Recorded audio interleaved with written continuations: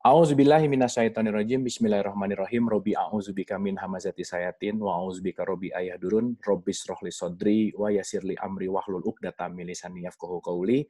Assalamualaikum warahmatullahi wabarakatuh. Salam sejahtera untuk kita semua, para pemirsa, para penonton atau yang hadir juga di Zoom ini di Inner Heart Talk. Ini episode kita yang kedua. Alhamdulillah episode perdana kemarin responnya cukup menarik, cukup seru, dan ini kita akan melanjutkan di episode kita yang kedua. Dan episode yang kedua ini kita akan berbicara lanjutan tentunya, jadi straight to the point aja, kita akan berbicara Al-Quran, di manakah kau berada? Nah, ini memang agak mirip dengan judul lagu, jadi kita nikmati dan kita saksikan. Lanjut, kita akan berbicara langsung dengan Mas Sony Wicaksono. Apa kabar, Mas? Baik, Alhamdulillah. Masih ini. Happy from home. From home ya Mas ya, still happy, happy ya.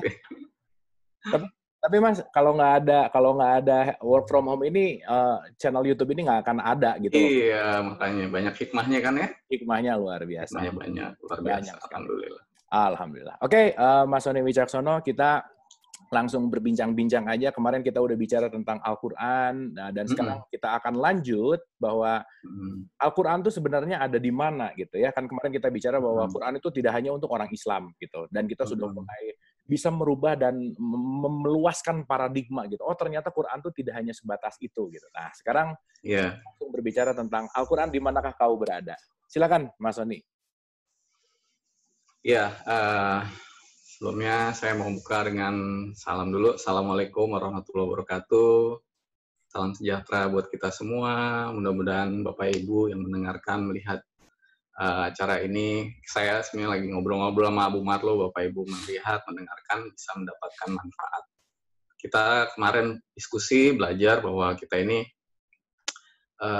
haknya cuma boleh mengajak orang, menginspirasi, tetapi tidak bisa memaksa. Jadi Bapak Ibu silahkan, kalau ada dalam pembicaraan ini yang ada manfaatnya, silahkan dijadikan kesadaran di hatinya, di pikirannya.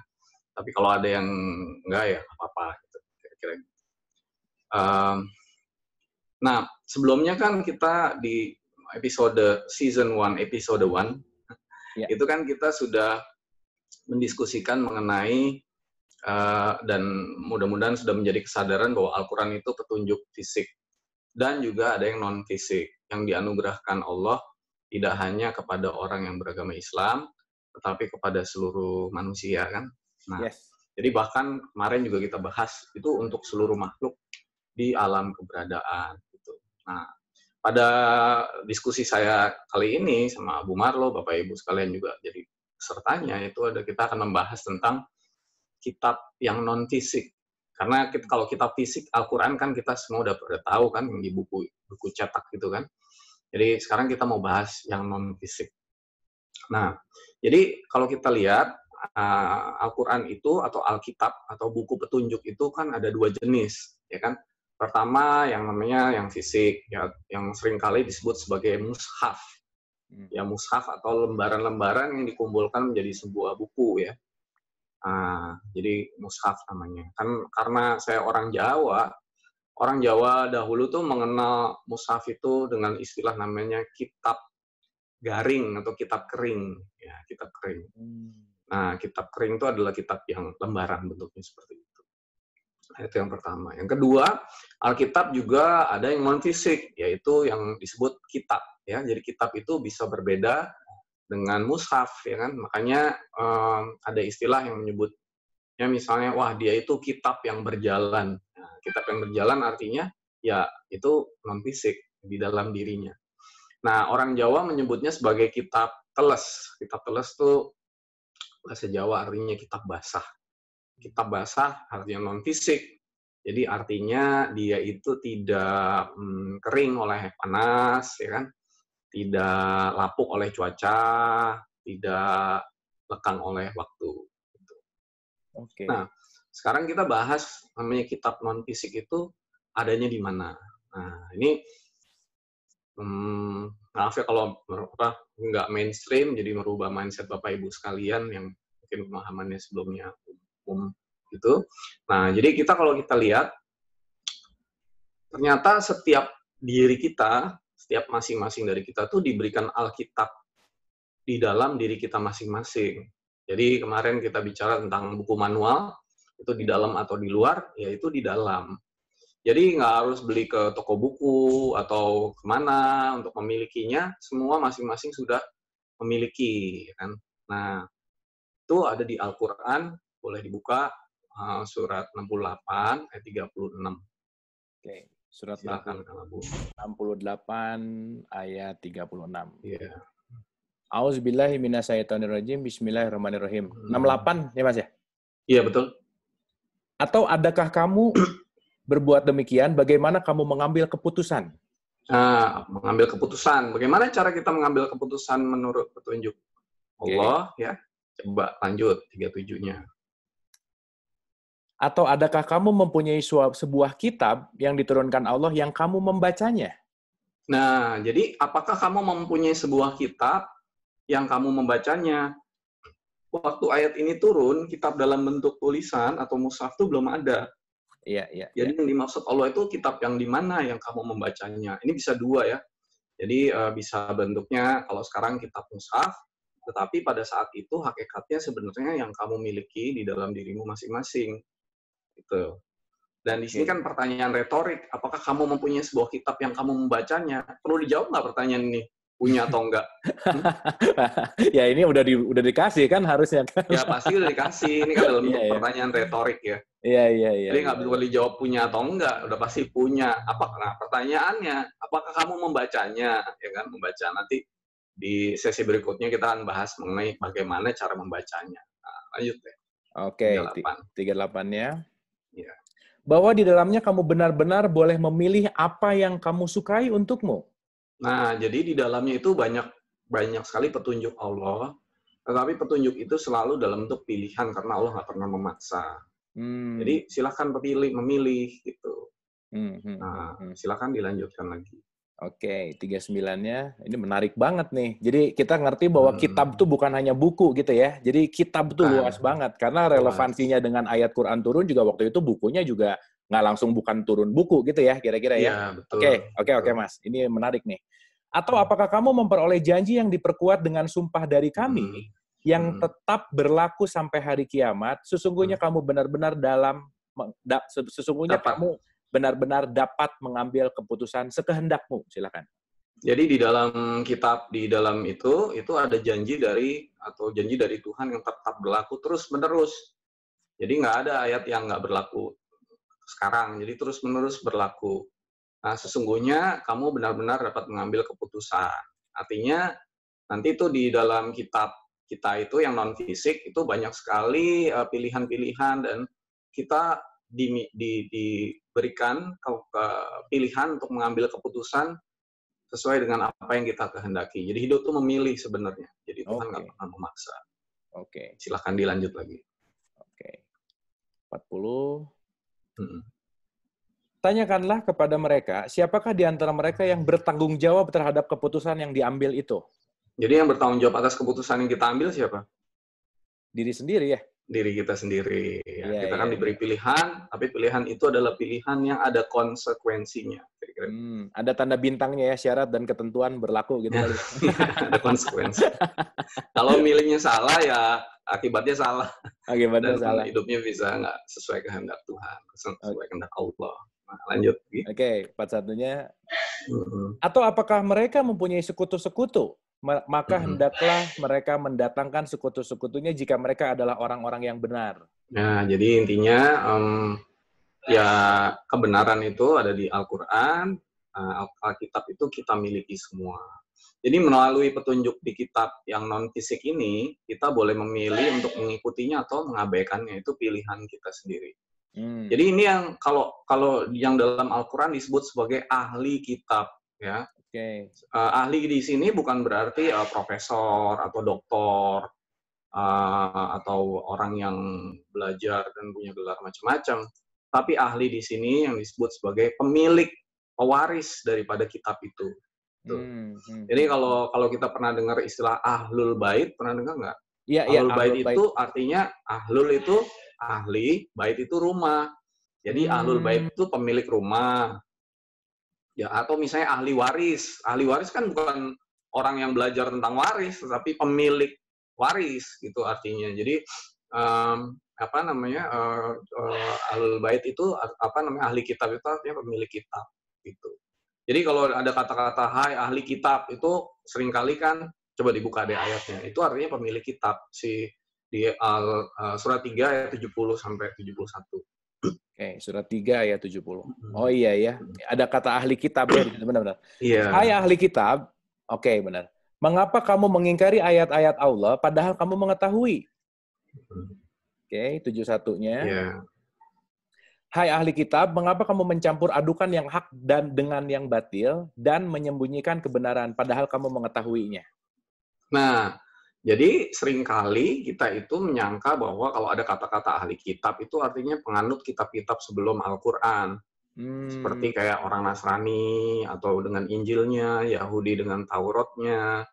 Padahal arti ahli kitab itu adalah pemilik. Kan tadi ada pertanyaan, apakah kamu memiliki sebuah kitab yang kamu membacanya, gitu kan?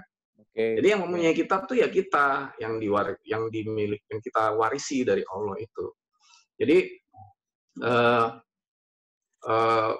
anggapan bahwa wah kalau ada kata-kata ahli kitab biasanya jari kita kan nggak ke sini kan, nggak ke diri kita sendiri, itu jarinya ke orang-orang lain gitu yang tadi misalnya yang kitab-kitab terdahulu itu. Padahal harusnya ahli kitab itu ya kita tuh kan diberikan, diwariskan kitab masing-masing. Meskipun misalnya apa namanya nggak di tempat yang jauh atau di mana semua orang kan diberikan kitab non fisik, nggak ada yang enggak kira-kira. Betul. Jadi kita ya, dan kalau misalnya ahli kitab itu orang-orang apa yang menganut kitab sebelumnya, Al-Quran itu kan juga membenarkan dan kita harus mengimani kitab-kitab yang sebelum Al-Quran itu kan.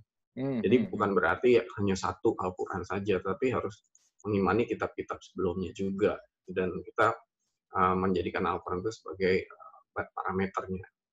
Jadi yang ketika apa namanya diberikan atau memiliki kitab ini masih banyak sekali yang menganggapnya tuh kitab tuh artinya juga kitab hanya secara fisik gitu, yang terlihat mata gitu, itu artinya kitab itu gitu. Padahal kitab itu bisa non fisik, ya kan? Nah, jadi ada cerita di dalam Al-Quran di mana mereka menganggap bahwa kalau diturunkan kitab tuh berarti diturunkan dari langit fisik jebret gitu loh. Iya. Padahal kan nggak begitu ya. Tidak selalu kitab itu harus dalam bentuk fisik. Coba dibuka itu surat 4 ayat 153. Oke, surat 4 ayat 153. Iya. Nah, ini menarik banget nih. Jadi ada paradigm yang harus kita luaskan bahwa tidak melulu harus fisik gitu ya. Itu penting banget nih. Betul. Ahli kitab meminta kepadamu agar kamu menurunkan kepada mereka sebuah kitab dari langit. Oke.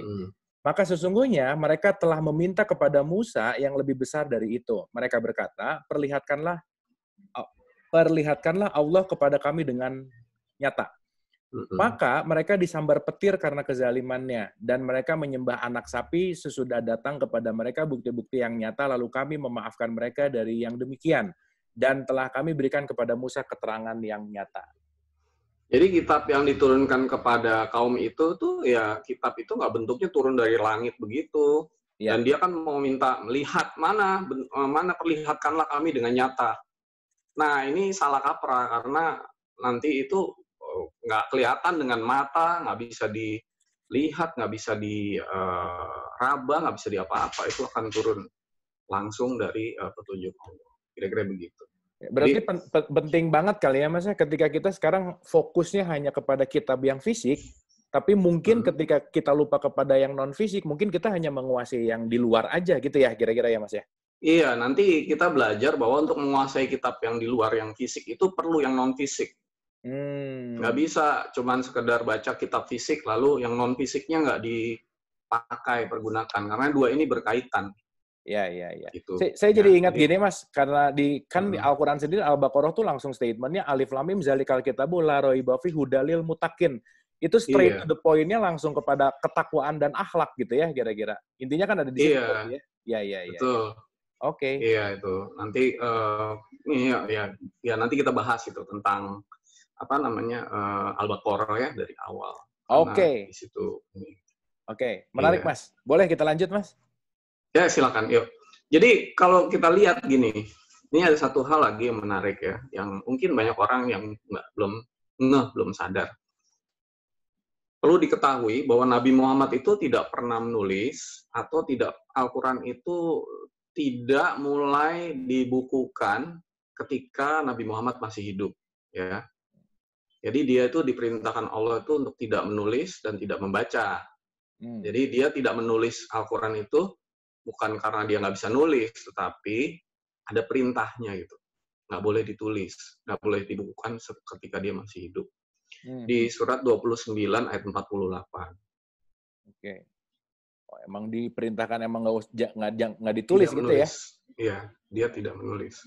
29 ayat 48. Kalau dia diperintahkan menulis, pasti dia menulis. Yes. Dan kamu tidak pernah membaca sebelumnya Al-Quran, sesuatu kitab pun, dan kamu tidak pernah menulis suatu kitab dengan tangan kananmu. Andai kata kamu pernah membaca dan menulis, benar-benar ragulah orang yang mengingkarimu. Iya, jadi ceritanya dulu itu, beliau itu tidak menulis dan tidak membukukan sampai selesai. Jadi, beliau tuh menyuruh salah seorang antara lain tuh Zaid bin Sabit untuk mendokumentasikan apa-apa wahyu yang diucapkan. Tapi ketika Nabi Muhammad meninggal, barulah ada upaya untuk mengumpulkan tulisan-tulisan itu yang berisikan ayat-ayat Quran yang mulai dilakukan. Jadi misalnya dimulai dari Khalifah Abu Bakar, itu atas usulan waktu itu Umar bin Khattab. Lalu kemudian ada satu peperangan yang mengakibatkan banyak orang yang hafal Quran itu meninggal. Namanya itu peperangan Yamamah, jadi meninggal. Jadi karena banyak yang meninggal, baru ada kekhawatiran dan concern. Nah, kemudian Al-Quran itu dibukukan dan selesai pada Khalifah Utsman dalam berbagai jenis mushaf. Dan mushaf yang kita pakai sekarang itu namanya mushaf Al-Imam atau mushaf Utsmani, itu salah satu jenis mushaf. Makanya disebutnya mushaf karena itu kumpulan lembaran yang dibukukan gitu. Disebutnya mushaf Utsmani. Gitu. Jadi antara mushaf sama kitab itu dua hal yang belum tentu sama gitu kira-kira.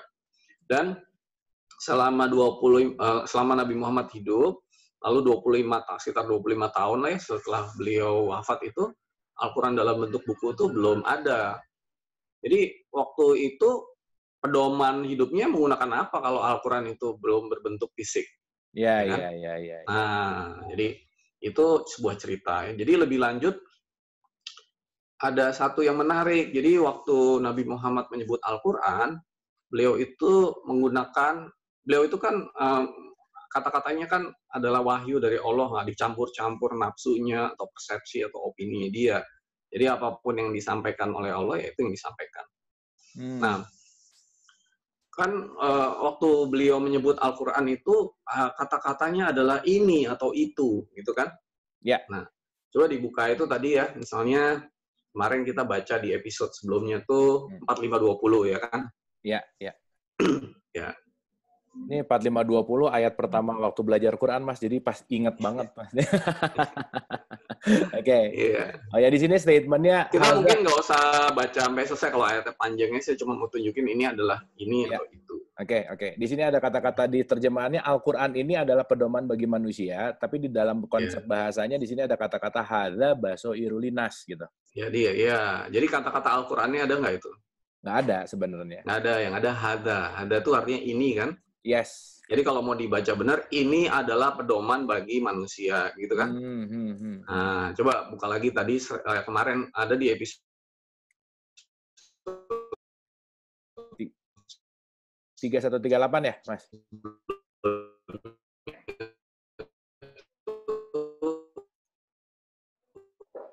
Surat 3, 138. Oke. Surat 3, 138. Al-Quran ini adalah penerangan bagi seluruh manusia dan petunjuk serta pelajaran bagi orang-orang yang bertakwa. Nah, itu bahasa Arabnya apa itu? Hadza bayanul linnas. Al-Qurannya kan dikurungin juga kan itu ya. Ya. Bayan itu artinya penjelasan, penerangan. Hada kayak alif lam mim tadi Abu menyebut alif lam mim. Surat berapa? 2 ayat 2 kan? Ya. 2 ayat 1 dan 2 alif lam mim. Apa tuh? Zalikal kitabul la raiba fihi kan? Ya. Coba dibuka tuh surat 2 ayat 2. Dari ayat 1 boleh ya. Oke. 2 ayat 1. Oke, ini Al-Baqarah ya. Yeah. Alif lam mim. 2 ayat 2-nya zalikal kitabu la raiba fi. Kitab Al-Qur'annya juga dikasih kurung. Kitab ini, kitab itu ya kan. Tidak ada keraguan kitab padanya itu, petunjuk bagi mereka yang bertakwa. Kitab ya. Itu, ya. Saya mau nanya, kan ini ada kata-kata kitab itu. Waktu ayat ini turun, kitab itu udah ada belum fisiknya? Iya, belum ada deh. Belum ada, iya, belum ada. Ya. Itu. Surat 31 ayat 1 misalnya coba. 31 ayat 1. Oke ya. Alif lam mim. Iya. Inilah ayat-ayat Al-Qur'an yang mengandung hikmah. Inilah tilka ya. Kitabum mubin. Ya, tilka, zalika, hadza itu artinya menunjuk kepada sesuatu. Kan? Jadi itu ada banyak lagi ya di Al-Qur'an. Mungkin kalau kita buka, satu lagi deh ya. Surat 3 ayat 51. Oke, 3:51. Sesungguhnya Allah, Tuhanku dan Tuhanmu, karena itu sembahlah Dia, inilah jalan yang lurus.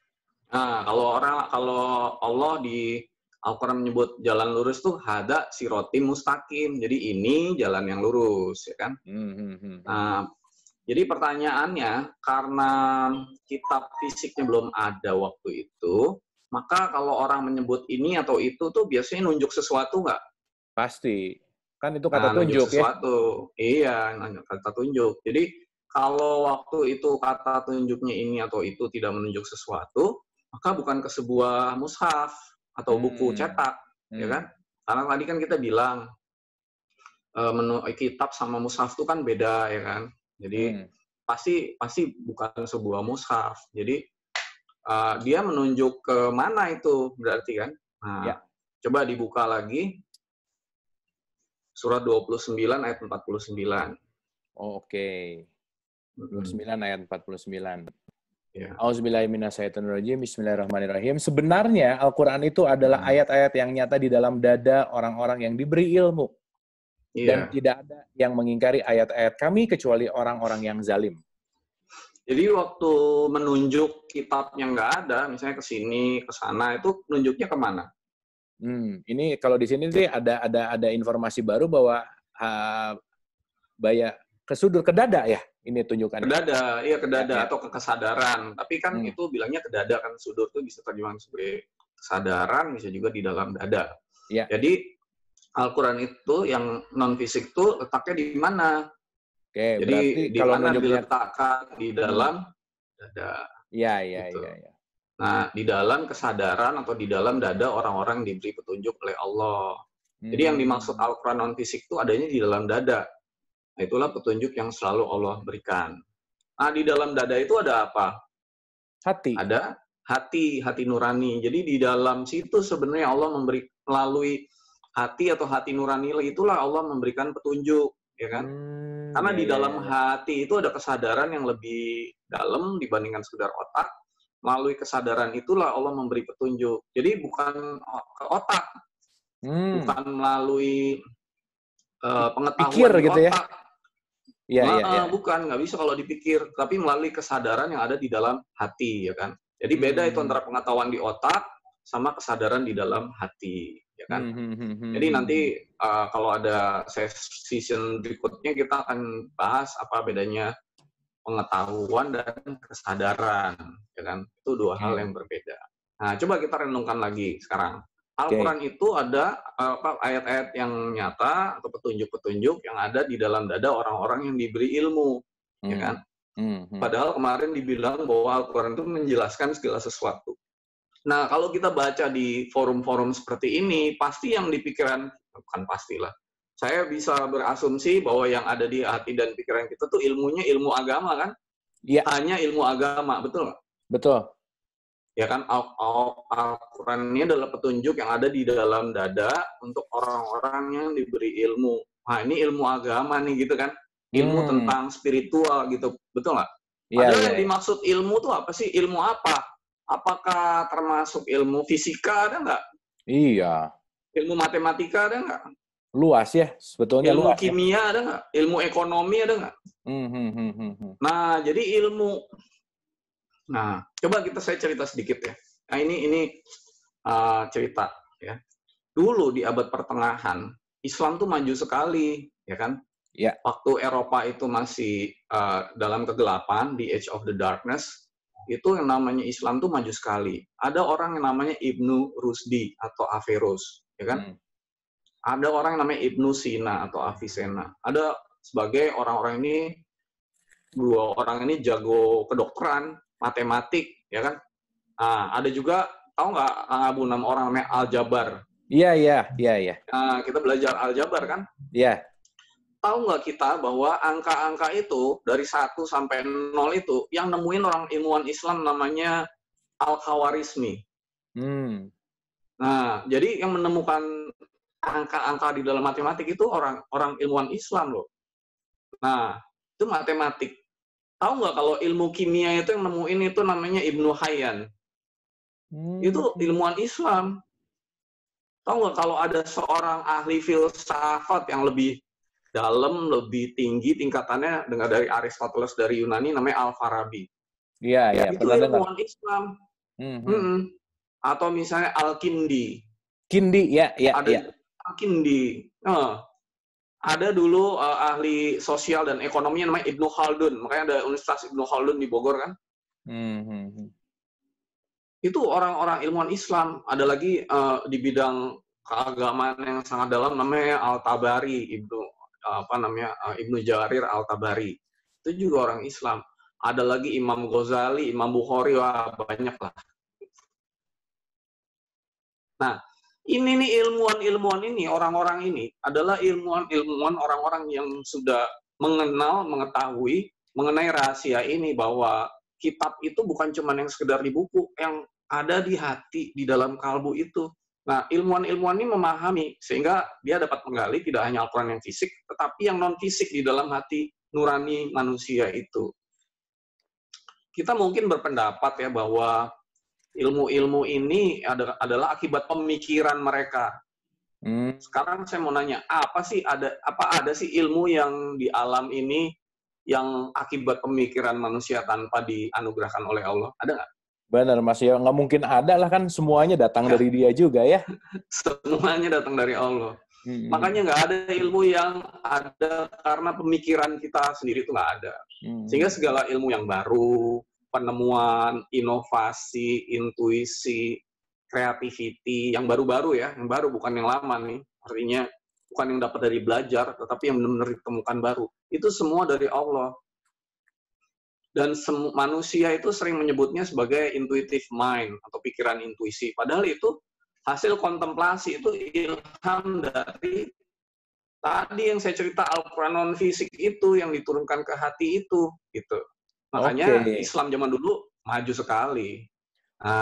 Oke. Nah ini sesuatu yang udah kita tinggalkan, makanya kemarin juga kita sampaikan, ada quote dari salah seorang yang paling pintar di dunia namanya Albert Einstein mengatakan bahwa intuitive mind is a sacred gift from God, and rational mind is a faithful servant.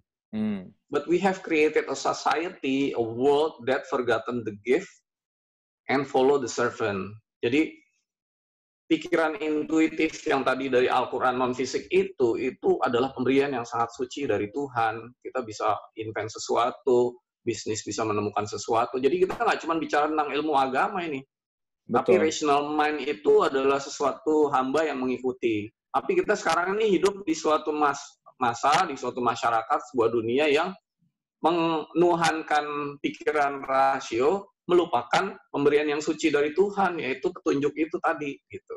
Benar. Jadi, gampangnya tuh hati nurani itu pemberian yang suci dari Tuhan. Otak itu seharusnya jadi pengikut yang setia. Tapi sekarang sebaliknya. Gitu. Nah, Jadi karena mindset-nya Al-Quran tuh hanya yang di buku itu, lupa untuk mengetahui bahwa ini ada yang di dalam hati nurani, yang bisa terhubung langsung dengan Allah, maka kita kan sekarang melihat nih, misalnya sebagai contoh ya, ada penelitian yang mengatakan bahwa negara-negara yang Islami itu malahan bukan negara yang mayoritasnya berpenduduk Islam, betul nggak? Yes, betul. Negara yang Islami itu dilihat dari misalnya keadilan, pemerataan ekonomi, tingkat korupsi, clean government, terbelakangannya gimana. Ternyata negara-negara yang non-Islam seperti Irlandia, Denmark, Luxembourg, New Zealand. Gitu ya, itu justru yang paling Islami dibandingkan negara Islam sendiri. Ya kan? Iya, benar, Mas. Negara-negara Islam tuh di urutan 50-an ke bawah gitu. Jadi salah satu sebabnya karena mereka hanya mengacu kepada yang fisik, melupakan yang non fisik gitu. Ya makanya banyak sekali misalnya kriminalitas, kejahatan segala macam, karena sebenarnya tunjuk Tuhan tuh kayak yang Al-Quran yang non fisik ini. Nanti termasuk membaca Quran yang fisik pun harus melalui Al-Quran yang non-fisik yang di dalam hati. Jadi, kenapa negara mayoritas Islam seperti Indonesia misalnya nih, secara ilmu pengetahuan teknologi, ekonomi justru terbelakang. Kita kan negara yang mayoritas Islam kan, terbesar di dunia. Tapi terbelakang karena ya itu nggak memahami tentang ini. Di negara-negara mayoritas Islam justru korupsinya, kriminalitasnya, moralnya itu malah kurang bagus. Iya. Di research itu juga kan ditelitinya 208 negara, Mas. Indonesia tuh urutan ke 140 juga gitu. Itu kan based dari Ocean Askari. 140, Mas. Askari, iya betul, Askari. Askari dari Washington University. Washington University, betul, Washington University. Itulah makanya. Makanya ada jokes ya di Indonesia tuh ya, kalau ada maling sendal, orang itu agamanya apa tuh biasanya? Maling sendal, koruptor agamanya apa? Yang bakar lahan agamanya apa? Yang buang sampah di kali agamanya apa? Ya sembahyang juga, baca Quran juga. Tapi Quran di hatinya itu nggak dipakai. Nah kan kalau orang Quran di hatinya dipakai mau bakar hutan, hati nuraninya diikutin, bisa nggak? Bisa gitu. Betul. Jadi ya baca Quran juga, tapi baca Qurannya yang fisik aja kira-kira gitulah. Ya mudah-mudahan Mas ngomongin orang, ngomongin kita aja. Nah, justru mudah-mudahan dengan diskusi kita ini juga mungkin ada yang lagi mendengar dan melihat dan menyadari gitu bahwa ternyata begitu kita melihat apapun yang bentuknya adalah Quran, ternyata bukan hanya yang di luar gitu. Nah, dan ini akan menarik sekali di episode-episode yang akan datang tentunya ya, karena ini kan pasti penasaran nih gimana caranya, apa dan seterusnya, dan kita akan bahas di episode yang akan datang. Tapi boleh dikasih sedikit summary, Mas, untuk pembicaraan kita hari ini?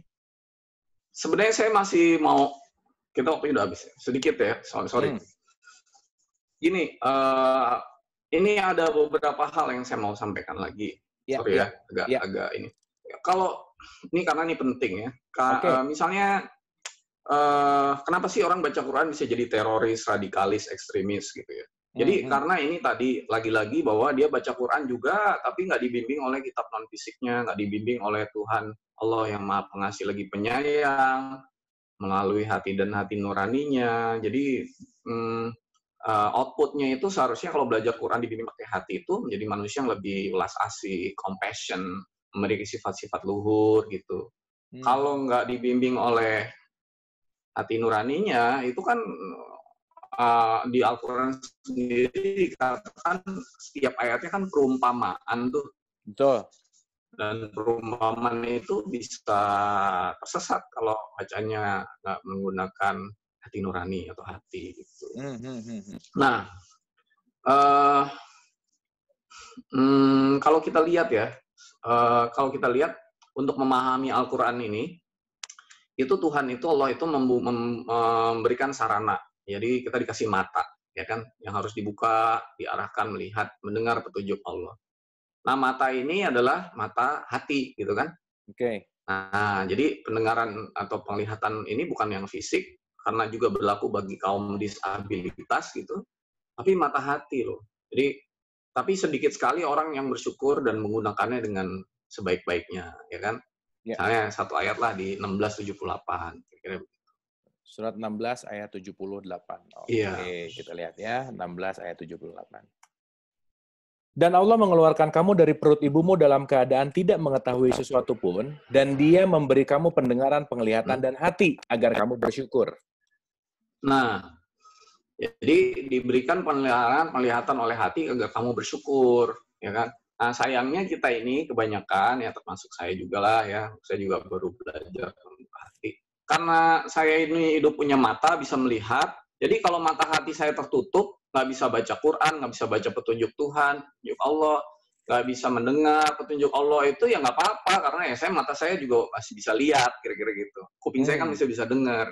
Masalahnya kalau nanti misalnya udah meninggal, telinganya nggak ada, matanya nggak ada, kita mau pakai apa untuk mencari jalan keselamatan kepada jalan cahaya Allah itu? Hanya mata hati kan? Oke. Nah, jadi selama hidup kita mungkin buta hatinya, tetapi kalau udah mati lebih buta lagi karena nggak ada mata fisiknya. Coba dibuka itu surat 17 ayat 72. Oh iya. Dan ayat ini juga kan berlaku untuk semua ya. Tidak semua terlahir dengan memiliki dan bisa melihat secara fisik gitu ya. Fisik, betul. Ini ngomong tentang non-fisik. Padahal petunjuk itu kalau nggak fisik ya gimana gitu ya. Karena kan berlakunya kalau kemarin kita bicara untuk manusia, untuk semesta lagi. Oke, 1772. Dan barang siapa yang buta hatinya di dunia ini, niscaya di akhirat nanti akan lebih buta pula dan lebih tersesat dari jalan yang benar. Nah, gitu. Jadi bahkan kalau dibuka lagi ya satu ayat misalnya di surat 7 ayat 179, sebagian besar manusia itu tidak membuka hatinya ketika hidup. Oh iya. Dan sesungguhnya kami jadikan untuk isi neraka jahanam kebanyakan jin dan manusia. Mereka mempunyai hati tetapi tidak dipergunakannya untuk memahami ayat-ayat Allah, dan mereka mempunyai mata tidak dipergunakannya untuk melihat tanda-tanda kekuasaan Allah, dan mereka mempunyai telinga tetapi tidak dipergunakannya untuk mendengar ayat-ayat Allah. Mereka itu sebagai binatang ternak, bahkan mereka lebih sesat lagi. Mereka itu adalah orang-orang yang lalai. Betul. Jadi kebanyakan dari kita begitu. Nah, kebanyakan dari kita tuh nggak sadar ada dua jenis kitab, ada dua jenis Al-Quran, yaitu fisik dan non-fisik, yang harus dibuka, diarahkan untuk bisa mendengar dan melihat petunjuk-petunjuk Allah itu. Oke. Mungkin itu kali ya esensi pembicaraan santai siang hari ini. Oke, ini sih sebenarnya nggak santai Mas, lumayan. Ngomongnya sih santai, tapi nggak tahu nih aku dengarnya oke, mind blowing lah, maksudnya ternyata ada ini, banyak baru banyak aha moment yang terjadi. Oke, mungkin Mas final statement untuk episode ini. Nah, jadi banyak dari kita itu tidak menyadari ada kitab di dalam dada yang namanya hati atau hati nurani. Nurani itu artinya nur, itu cahaya, ani itu cahaya dari, ani itu artinya aku, jadi nurani itu cahaya dari Allah. Sebagian besar tuh yang tahu tuh kitab di luarnya aja yang tercetak itu, yang fisik. Jadi sehingga sebagian besar tidak bisa mendengar, melihat dengan menggunakan kitab non-fisik atau hati ini. Hatinya nggak aktif, jadi nggak bisa memahami secara hakikat bahkan kitab yang fisik itu. Gitu. Nah, hubungan antara, tapi dua-dua ini tidak terpisahkan. Jadi banyak sekali orang yang tadi ya membaca Al-Quran tapi jadi salah arah. Tapi harusnya kalau membaca Quran dengan dibimbing oleh Quran yang di dalam, yaitu dibimbing Allah melalui hati nuraninya, itu akan membawa kita kepada jalan keselamatan atau jalan yang lurus. Tidak hanya ketika kita hidup, tapi juga pada saat kita sudah meninggal. Ya. Nah, jadi ketika kita menggabungkan dua ini antara fisik dan non-fisik, maka ketika kita membaca Quran fisik juga kita membiarkan hati kita dibimbing oleh Allah melalui kasih sayangnya yang tidak hanya membuat kita hidup kita jadi maju secara spiritual dalam hal duniawi, tapi saya tadi bilang secara ilmu pengetahuan, teknologi, ekonomi, semua makhluk secara kaum itu bisa maju gitu.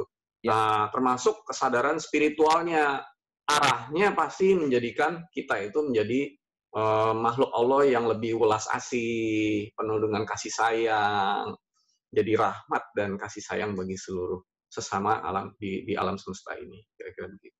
Itu. Oke. Thank you, Mas Sony. Luar biasa sekali pembicaraan kita hari ini. Jadi kalau tadi judul kita adalah Quran di manakah kamu berada? Oke ya, di manakah kamu berada? Ternyata di manakah beradanya nggak pernah jauh-jauh.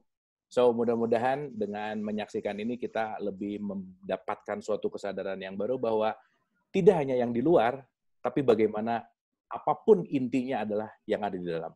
Mudah-mudahan pembicaraan kita ini bisa menghantarkan kita ke dalam, dan mudah-mudahan apa yang kita diskusikan ini ada selalu manfaatnya. Sampai ketemu di episode yang akan datang. Tetap saksikan Inner Heart Talk. Boleh di-subscribe, boleh dikasih tahu teman-temannya yang merasa penting untuk ini dibagikan. Kita bertumbuh bersama untuk selalu membuka hati. Terima kasih. Wabillahi taufiq wal hidayah. Assalamualaikum warahmatullahi wabarakatuh.